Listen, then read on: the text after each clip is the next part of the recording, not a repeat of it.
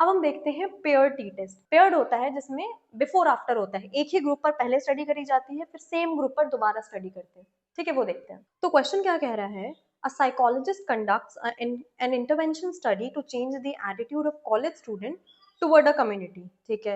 the attitude of a sample of 5 student was assessed with a questionnaire, ठीक है, 5 student को assess किया गया, both before and after the intervention. पहले उनका क्या एटीट्यूड था उसको असेस किया गया, उसके बाद इंटरवेंशन कराया गया और उसके बाद फिर असेस किया गया उनका स्कोर, ठीक है। The data are as follows, data जो है वो ये है, बिफोर उनका स्कोर ऐसा था, आफ्टर उनका स्कोर ऐसा था, ठीक है। State formally the hypothesis necessary to conduct a directional test. Directional test मतलब वन टेल्ड टेस्ट, जो कह रहा है कि देयर इज अ डिक्रीज, है ना, वो ये कह रहा है कि नेगेटिव एटीट्यूड का डिक्रीज हुआ है after intervention. Complete the t-test at the alpha की वैल्यू है 0.1 level of significance and draw final conclusions, ठीक है। इसको सॉल्व करते हैं कैसे होंगे। अब ये पेयर t-test का क्वेश्चन सॉल्व करने के लिए सबसे पहले हम हाइपोथेसिस बनाएंगे। हमने हाइपोथेसिस बनाई H0 कि नहीं, आपके इंटरवेंशन के बाद भी कोई चेंज नहीं आया है, और अल्टरनेटिव हाइपोथेसिस कि नेगेटिव एटीट्यूड जो है वो डिक्रीज हुआ है आफ्टर इंटरवेंशन, ठीक है। इसके अलावा हमें गिवन एक और चीज है कि अल्फा की वैल्यू जो है वो 0.01 है, ठीक है। बिफोर का डेटा ये है, आफ्टर का डेटा ये है। पहला स्टेप है कि हम डिफरेंसेस कैलकुलेट करेंगे, या तो आफ्टर माइनस बिफोर या बिफोर माइनस आफ्टर, बस कंसिस्टेंट रहना चाहिए, ठीक है। यहाँ पर हमने बिफोर माइनस आफ्टर कर लिया, 11 माइनस 10 1 से करके पूरा हम डिफरेंसेस का कॉलम बनाएंगे। फिर डिफरेंसेस के कॉलम का हम सम करेंगे और मीन निकालेंगे। तो इन सबका सम आया 40, टोटल वैल्यूज है 5, 14 बाई 5 2.8, ये आ गया हमारा इस का पूरा मीन, ठीक है। फिर यहाँ जगह नहीं थी तो फिर यहाँ वापस बना दिया। तो ये डिफरेंसेस है, इनका ये मीन आ गया।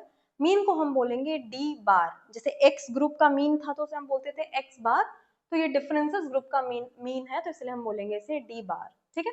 फिर वैसे ही same D minus D bar का column, D minus D bar के स्क्वायर का कॉलम, 1 माइनस 2.8 1 माइनस 2.8 ऐसे करके हम पूरी वैल्यूज लिखेंगे।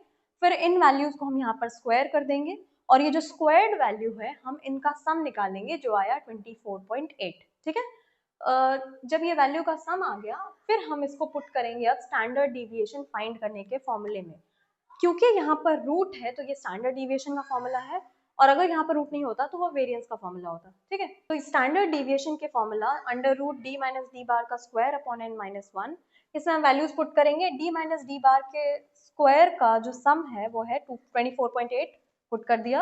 एन हमारे पास टोटल थे 5, 5 माइनस 1, और जब हम इसको रूट से बाहर निकालेंगे तो वैल्यू आएगी 2.49। तो स्टैंडर्ड डिविएशन आ गया 2.49, मीन आ गया 2.8। अब इसके बाद हम कंप्यूट करते हैं टी वैल्यू। तो पेयर टी टेस्ट, जिसे हम डिपेंडेंट टी टेस्ट भी बोलते हैं, इसका फॉर्मूला होता है D bar upon standard deviation upon root N. D bar हमने कैलकुलेट करा था 2.8, पुट कर दिया। स्टैंडर्ड डिविएशन कैलकुलेट करा था 2.49, वो भी वहां पुट कर दिया। और टोटल वैल्यूज थी एन की 5, तो अंडर रूट 5, इसको रूट से निकालेंगे तो इसकी वैल्यू आ गई 2.236, और इनको डिवाइड करेंगे तो आया 1.11। 2.8 बाई 1.11 की वैल्यू आती है 2.52, जो कि हमारा है टी कैलकुलेटेड। अब हम फाइंड करते हैं टी क्रिटिकल। टी क्रिटिकल पता करने के लिए हमें डिग्रीज ऑफ फ्रीडम कैलकुलेट करना होता है। डिग्रीज ऑफ फ्रीडम का फॉर्मूला होता है n-1। टोटल वैल्यूज थी 5, 5 माइनस 1 4, ठीक है। अल्फा जो है वो हमें गिवन था ऑलरेडी 0.01, और क्योंकि ये वन टेल्ड टेस्ट है जो ऑलरेडी कह रहा है कि हमारे इंटरवेंशन के बाद नेगेटिव इफेक्ट होना चाहिए, तो इसमें हम इसको 2 से डिवाइड नहीं करेंगे, इसको हम एज इट इज यूज करेंगे। तो अल्फा की वैल्यू हो गई 0.01 और डिग्रीज ऑफ फ्रीडम आ गया 4। इस इंटरसेक्शन में ऐसे 0.01 और ऐसे 4, यहाँ पर वैल्यू आ रही है टी क्रिटिकल की 3.747, ठीक है।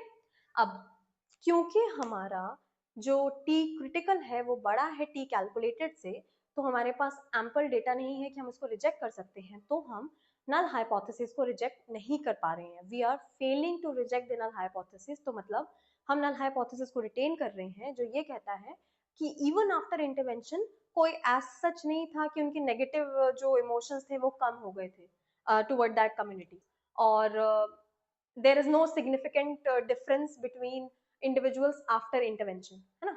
तो ये हो गए तीनों तरीके के T test, one sample T test, independent T test और पेयर टी टेस्ट या फिर डिपेंडेंट टी टेस्ट, ठीक है। तो बस